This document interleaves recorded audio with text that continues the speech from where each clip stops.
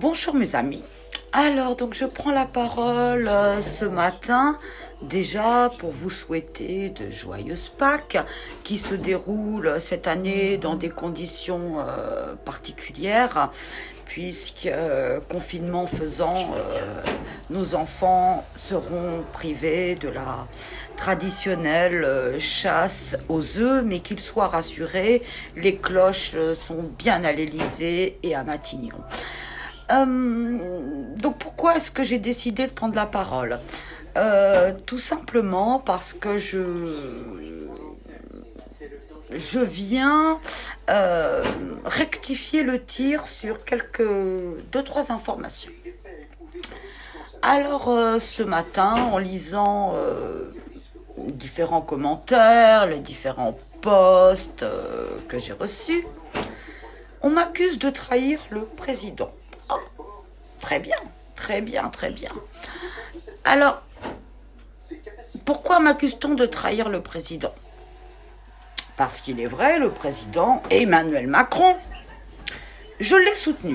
J'ai effectivement été un soutien à la République en marche. Remarquez bien que je parle au passé.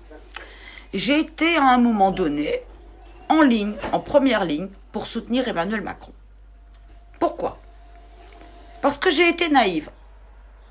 J'ai été naïve, et moi, quand on me parle de droits de l'homme, quand on me parle d'humanisme, eh bien, ça me parle. Donc, naturellement, j'ai soutenu Emmanuel Macron. Et puis, progressivement, au fur et à mesure des différentes réformes qui ont été faites, au fur et à mesure des différents projets de loi, devenus aujourd'hui lois, qui ont été pensés par le gouvernement, j'ai compris quelle était la priorité de ce président et de ce gouvernement. Je l'ai d'autant plus compris que quoi que vous en pensiez, ou quoi que certains en pensent, j'étais officieusement dans les coulisses de la REM. Et je réitère le titre officieux qui m'avait été donné. J'étais soi-disant référente nationale d'un projet pilote sur la réforme du système universel des retraites. Alors je peux vous dire que j'en ai appris des choses sur la manière dont a été construit ce projet et sur ce qu'il se passait dans les coulisses de la Macronie. Ce que j'y ai découvert était absolument contraire à mon éthique, puisque lorsque je me suis engagée, c'était en fonction d'une éthique d'humanisme, une éthique se revendiquant de la philosophie des Lumières. Et je me suis trouvée face à une Macronie, face à un président, face à un gouvernement qui n'avait qu'une seule priorité. La priorité de ce gouvernement, qui est toujours d'actualité aujourd'hui, c'est l'économie. Ce gouvernement vous parle d'humanisme pour mieux couvrir son objectif qui est le tout économique. Et il suffit d'observer la manière dont cette crise sanitaire est gérée depuis le départ, pour confirmer que le tout économique dicte toutes les décisions, tous les actes de ce président et de ce gouvernement. Je vais revenir brièvement sur le système universel des retraites que l'on vous a vendu comme un outil de justice sociale, ce qui est absolument faux. Je vais revenir sur ce système et vous dire comment il a été pensé. Alors, excusez-moi, c'est le matin, je fais comme chez moi et je bois du café. Donc, ça c'est pour la boutade. Le système universel des retraites que l'on a fait passer par voie de 49.3, parce qu'effectivement l'opposition avait des raisons de contrer ce projet. Ce système des retraites, il a été calqué sur le modèle suédois. Le modèle suédois, dont je vous l'ai dit, avec quelques années de retard, on s'est aperçu qu'il était très défavorable aux plus démunis d'entre nous. Et donc, ce système des retraites, qui, j'ajoute, a été établi, pensé en lien direct, je dis bien direct, avec M. Cirelli, dirigeant de BlackRock, qui, au-delà d'être un fonds de gestion d'actifs, est un fonds de gestion de fonds de pension. Ce système qu'on vous a dit de justice sociale, d'universalité, d'équité, ce système-là conduit à terme à la retraite par capitalisation. La vérité, elle est là. Et ce que dénonçaient les syndicats lors de leur manifestation, c'était la réalité. C'est que ce système est un système qui ouvre les portes à la retraite par capitalisation. Je dois vous dire également que la loi Pacte a été pensée également en lien avec Cirelli, dirigeant de BlackRock. Et on va nous dire aujourd'hui que ce gouvernement n'a pas pour seul objectif le tout financier. Alors, en tout cynisme, je pense que si nos vies étaient cotées au CAC 40, ça ferait longtemps que le gouvernement aurait réagi face à ce drame sanitaire qui atteint aujourd'hui notre pays. Comme par hasard, je reçois tous les jours en principe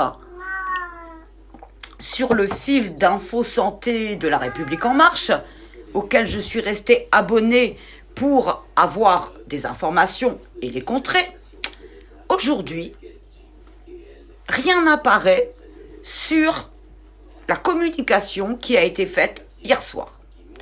Et c'est pas la première fois qu'il y a des loupés comme ça. Il y a des jours où finalement, RAS, rien à signaler. Ça veut dire quoi? Ça veut dire que, soit il n'y a rien à dire, ce qui m'étonnerait fortement, soit qu'il ne faut pas dire. J'opterai plutôt pour la seconde hypothèse. Parce que cette communication, cette hypercommunication, elle est délibérément instrumentalisée. Les chiffres qui vous sont donnés ne sont pas les bons et je vous l'ai déjà dit. Tout est sous-estimé. Tout est sous-estimé à des fins de rassurer une population qui aujourd'hui ne peut plus être rassurée face à la situation. Et j'apprends ce matin, je regarde le fil d'actualité, puisque je ne peux pas vous parler simplement par rapport à mes propres ressentis. Je regarde le fil d'actualité et là je vois que... Alors le titre est extrêmement parlant. Après le déconfinement, donc après la crise sanitaire et non pas économique, contrairement au qualificatif que souhaiterait employer le gouvernement, après la crise, le MEDEF, c'est-à-dire l'organisation patronale et le gouvernement souhaitent que les Français travaillent plus. Après le déconfinement, effectivement, c'est logique. C'est logique. Actuellement, le gouvernement, le président, par voie d'ordonnance, par voie de décret, par voie d'arrêté, qui, je vous le rappelle, ne font absolument pas l'objet d'un contrôle du pouvoir législatif, sont déjà en train de piétiner le droit du travail, sans que nous puissions avoir une visibilité quelconque sur ce qui est fait.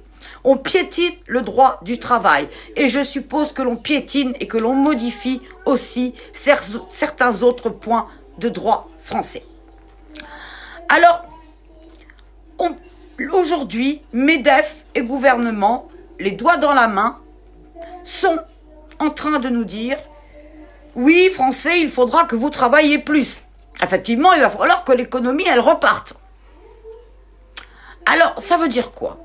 À quoi est-ce qu'on peut s'attendre suite à ce déconfinement? Ah, parce que c'est vrai que le gouvernement, le président ont mis du temps, ont mis 3 mois avant de prononcer le confinement. Par contre, le déconfinement, on le prépare. Pourquoi? Dans l'intérêt de la santé publique, dans l'intérêt général de tous? Non. On le prépare à des fins économiques et on le prépare à des fins de remontée du PIB, de remontée du CAC 40. Et ça va passer par travailler plus. Comment?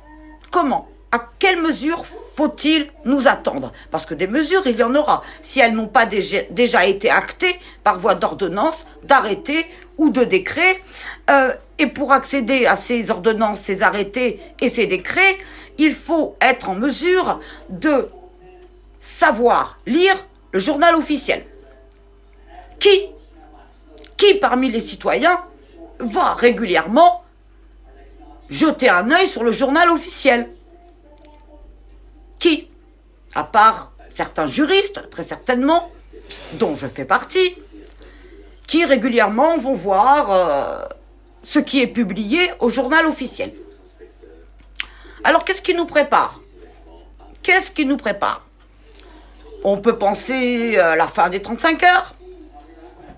On peut penser à une non-indemnisation des heures supplémentaires. On peut penser à un recrutement massif des contrats précaires. On peut penser à plein de choses, on peut imaginer plein de choses. Mais soyez assurés d'une chose, soyez rassurés. Tout sera fait après le déconfinement pour que l'économie française reparte. Par contre, moi j'aimerais bien que le gouvernement me dise comment nous, citoyens, nous, personnes, individus, nous allons faire quand le déconfinement sera annoncé. Parce qu'il sera annoncé. Alors, à nouveau, je m'interroge sur les priorités de ce gouvernement. On pense tout pour les entreprises, on ne pense rien pour les citoyens. Et ça, c'est le fonctionnement de la République en marche depuis son existence. Relisez aujourd'hui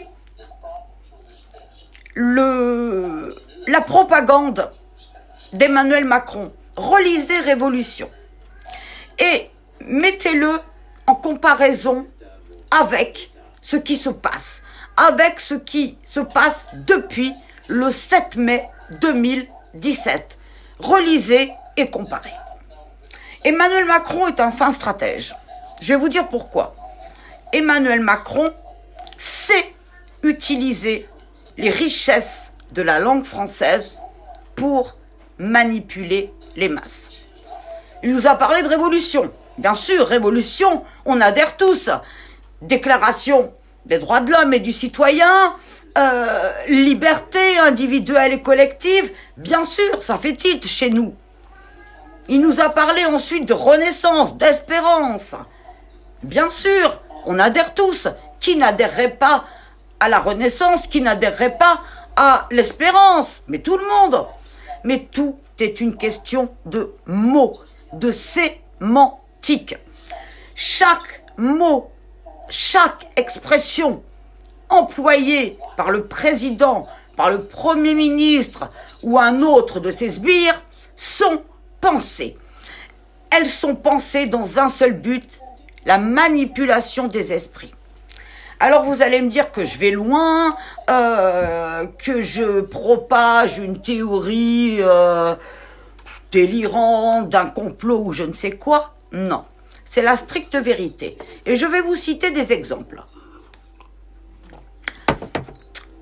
En ma qualité de référente de ce projet pilote sur le système universel des retraites, je me suis vue dire, surtout dès lors, n'allez pas dans les détails. Parlez de manière générale. Alors, bien sûr, je me suis dit, pourquoi? Moi, quand on me dit n'allez pas dans les détails, forcément, je vais voir un petit peu ce qui se passe dans les détails. Parce que quand la REM est venue à moi, ils ont oublié une chose. Il y a une chose qu'ils n'ont pas cernée. Oui, j'ai fait l'objet d'une enquête de la DGSI, puisqu'ils savaient tout sur moi avant que je ne leur dise. J'ai fait l'objet d'un traçage pendant plus de 6 mois. Je ne sais même pas à l'heure actuelle si mon téléphone est sur écoute. Bref, ça c'est autre chose. Mais ce que je voulais vous dire, c'est quand moi on me dit non, n'allez pas dans les détails, bien sûr qu'à côté je vais dans les détails. Et on m'a dit donc vous restez dans la généralité. Voilà, il faut dire 2-3 mots, justice sociale, universalité, égalité, équité, et ça sera très bien. Il faut vendre cette réforme des retraites. Ok. Et puis bon, vous n'allez plus parler de réforme. Ah bon? Pourquoi? C'est bien une réforme. Non, mais la réforme, ça fait peur aux Français, donc il faut parler de refondation. Je ne sais pas si vous avez observé à ce moment-là le changement de sémantique qui est intervenu. Les pouvoirs publics, le gouvernement, ne vous parlaient plus de réforme des retraites, ils vous parlaient de refondation des retraites. Tout était pensé. Ensuite, il ne fallait plus parler d'égalité. L'égalité n'était plus un principe fondateur de cette réforme, non, enfin de cette refondation. Il fallait parler d'équité. Voilà, l'équité, c'est beaucoup mieux, ça sonne beaucoup mieux chez les gens que l'égalité. Et oui, c'est ça, tout se cache dans les détails. Pourquoi, le 12 mars 2020, le président, en personne, Emmanuel Macron, en toute sa solennité, en toute son emphase, en toute son envolée lyrique, pourquoi Emmanuel Macron a-t-il à dessein employé le terme de guerre? Posez-vous la question. Alors moi déjà, je vais revenir sur 2-3 choses, mais il n'appartient pas au président d'acter d'une déclaration de guerre, puisque si on se réfère à la Constitution, la déclaration de guerre appartient au Parlement. Et le président, donc, s'arroge le droit de déclarer la guerre contre un virus. Ok, très bien. Bon. Donc, on sait très bien que constitutionnellement, ça n'a aucune valeur, mais quand un peuple entend le mot guerre, bien sûr, tout le peuple est au garde à vous. Est au garde à vous devant cet homme qui déclare, qui proclame l'état de guerre. Mais alors, monsieur Macron, quand on proclame l'état de guerre, comme vous l'avez fait, on prend les mesures en conséquence. Vous n'avez rien fait. Y compris à partir du 12 mars, vous n'avez rien fait. Vos commandes de masques, vos commandes de gel, vos commandes de respirateurs. Ah oui, alors les Américains ont surenchéri. Ah oui. Eh bien oui, les Américains ont surenchéri parce que on peut tout dire, et vous avez tout dit d'ailleurs, et la Macronie a tout dit sur les USA et sur Donald Trump, mais on ne peut pas reprocher à Donald Trump de jouer avec la santé publique de ses citoyens. Par contre, en France, tant que la vie elle n'est pas cotée au CAC 40, on peut jouer avec. Et ça, c'est intolérable, c'est inacceptable. Je ne reviendrai pas sur ce scandale, parce que c'est un réel scandale, de cette morgue de Rungis. Bon, les choses, ça a tellement fait scandale que finalement, les familles n'auront rien à débourser. Mais, voyez, essayez de regarder, essayez de vous questionner.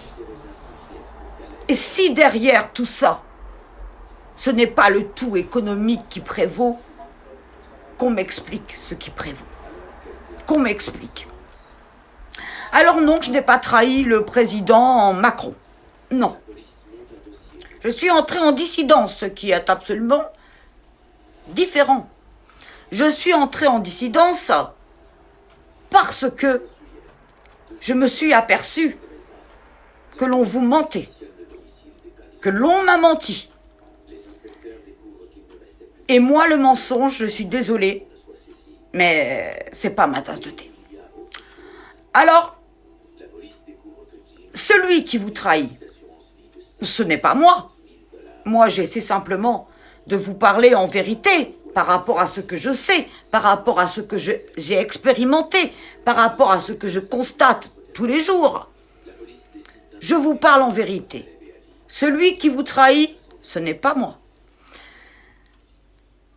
J'assume totalement avoir soutenu Emmanuel Macron. J'assume totalement, aujourd'hui, ma dissidence. Et ça me vaut moult insultes, ça me vaut moult menaces, peu importe. L'essentiel n'est pas là. Donc, c'est le petit message que je voulais vous faire passer en ces fêtes de Pâques. C'est ça, c'est vous demander de vous interroger. De vous interroger sur qui est réellement Emmanuel Macron. On est presque aujourd'hui à 3 mois du quinquennat. Le bilan peut déjà être dressé, puisque le quinquennat d'Emmanuel Macron, il est terminé.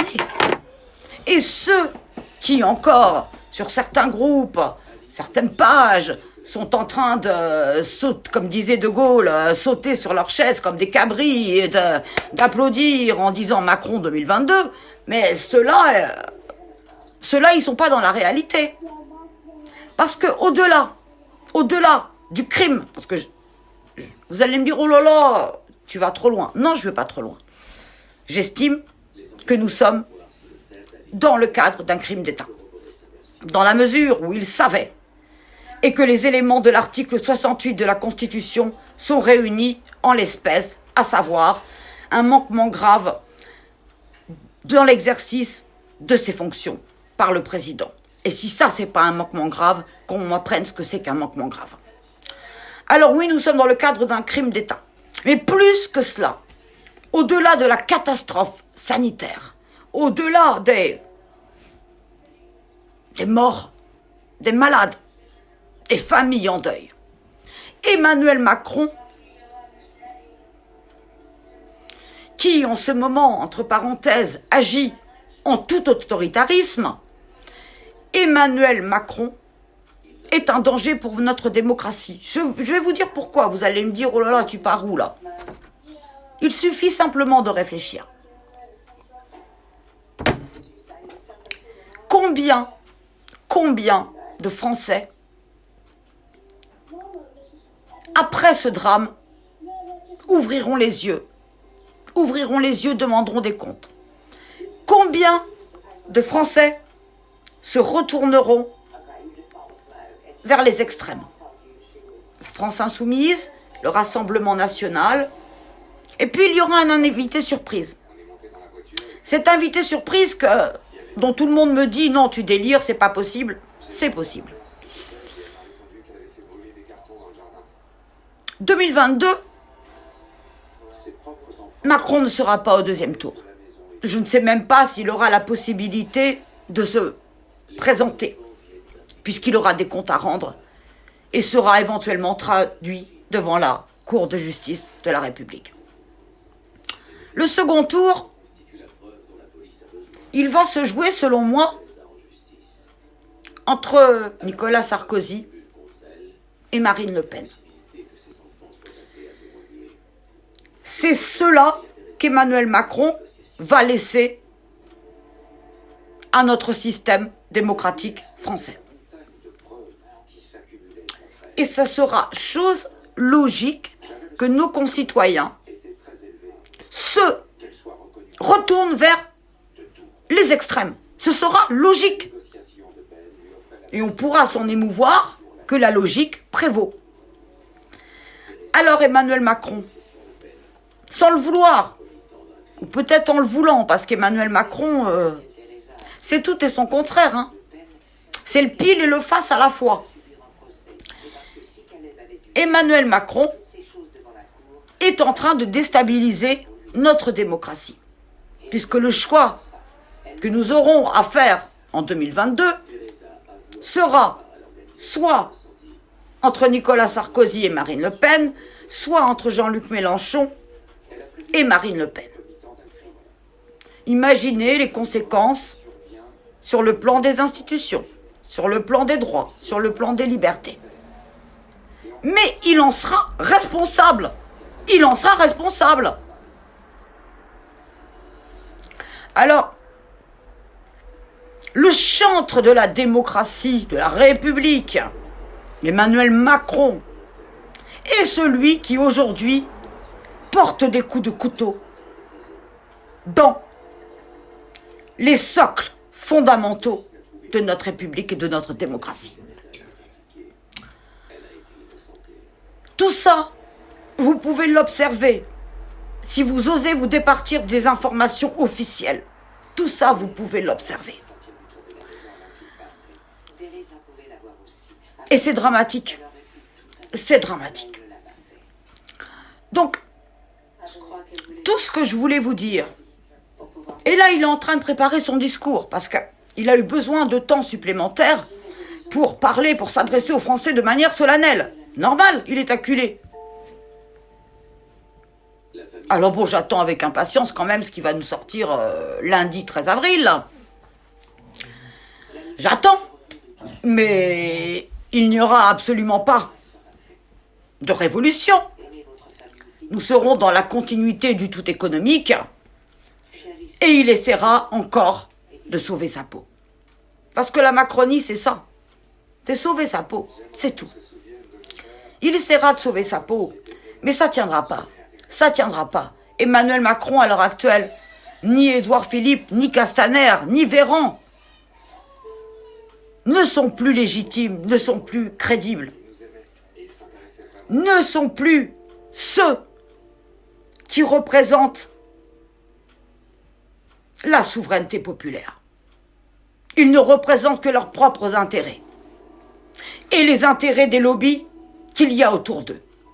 Parce que la Macronie, c'est aussi ça. J'ai fait un texte hier en vous expliquant ce qu'était la Macronie, mais la Macronie, c'est ça. Donc, j'irai pas au-delà, parce que c'est Pâques, et je pense que tout le monde a envie peut-être d'un moment de détente, si l'on peut parler comme ça. Mais je tenais quand même à vous expliquer certaines choses et à vous dire pourquoi, non, je ne trahis pas Emmanuel Macron, mais que je porte une parole libre qui se revendique uniquement de la citoyenneté. Je n'ai plus aucune étiquette politique, si ce n'est celle de la vérité et de l'intérêt général, comme toujours je l'ai porté. Alors, vous êtes libre, encore une fois. D'ailleurs, c'est un grand honneur pour moi. Je suis flattée à chaque fois que vous m'insultez ou m'invectivez. Ça me flatte parce que je me dis que finalement, ce que je dis, ça fait écho. Il faut toujours mieux déranger que laisser les gens indifférents. Et je vais terminer sur une petite blague. Mais j'ai trouvé le sweatshirt officiel de l'AREM 2022. Vous verrez, les dollars, c'est ça. La République en marche, c'est ça. C'est le fric. Donc, je ne vais pas vous retenir plus longtemps. J'ai dit l'essentiel, mais la trahison n'est pas de mon côté. Je répète que dans cette affaire, j'ai beaucoup plus à perdre qu'à gagner. Je peux vous le dire. Mais je conserve ma liberté d'expression. Je conserve ma liberté de penser. Je ne suis d'aucune pensée unique. D'aucune. Et du style me soudoyer, comme ils ont soudoyé Blensky pour empêcher la diffusion des vidéos de Benjamin Griveaux, que je continuerai à parler. Donc je vais vous laisser sur ces quelques mots pour vous dire, essayez de lire entre les lignes. Lisez entre les lignes. Essayez d'aller voir c'est sur Internet, hein, tapez journal officiel et vous aurez tous les dernières ordonnances, tous les derniers décrets, tous les derniers arrêtés. Essayez d'aller voir ça. C'est tout ce que je voulais vous dire. Informez-vous. Et vous verrez que la trahison, elle n'est pas de mon côté, mais elle est de leur côté. Voilà. Donc écoutez, je vous souhaite vraiment de passer de bonnes fêtes de Pâques. Et nous nous retrouverons sans faute après le discours extrêmement attendu d'Emmanuel Macron le lundi 13. Alors moi qui suis un petit peu mystique et je pense que ce lundi 13 ne va pas forcément lui porter bonne chance. Mais bon, ça c'est une petite boutade, hein, il faut bien faire un petit peu d'humour. Donc on se retrouve mardi et on fera un débriefing de... Allez, on continue d'appeler ça une allocution. L'allocution, non, je préfère parler de communication. La communication présidentielle, ça c'est beaucoup plus juste, ça. Beaucoup plus en phase avec la réalité. Voilà. Donc je vous souhaite d'excellentes fêtes de Pâques. Je sais que vous ne pouvez pas vous retrouver en famille, mais voilà, nous sommes tous une grande famille et grâce aux réseaux sociaux, nous avons la possibilité de communiquer et pour cela, merci. Les réseaux sociaux peuvent véhiculer beaucoup de mauvaises choses, mais permettent aussi en cette période aux personnes de rester en lien les unes avec les autres. Donc restez en lien avec vos proches, protégez-vous, protégez les autres, restez chez vous bien évidemment et nous nous revoyons mardi sans faute, à moins que la REM ait déjà mis un contrat sur ma tête et que lundi ce soit moi qui sois à la morgue de Rungis. Voilà, mais sachez que vous ne paierez pas pour venir me faire un dernier hommage. C'était le petit... Je sais, je suis très cynique. Mais bon, c'est comme ça, je suis comme ça. La REM m'a... Juste un petit dernier mot. La REM m'a repéré par mon côté atypique. C'est vrai, je suis relativement atypique. Je suis relativement atypique, mais ils ne savaient pas à quel point. Ils ne savaient pas à quel point. Donc en tout cas, merci à tous et puis un excellent dimanche et j'attends vos critiques avec impatience. Et si vous voulez partager cette vidéo, bien évidemment, vous en êtes absolument libre. Je n'ai rien à cacher, je n'ai rien à perdre, rien à gagner, voilà. Si ça peut ouvrir les yeux à certains d'entre vous, allez-y, partagez. Voilà, je vous remercie, excellent dimanche, et puisque moi j'ai eu un petit cadeau, joyeuse Pâques à tous. Je vous embrasse, merci.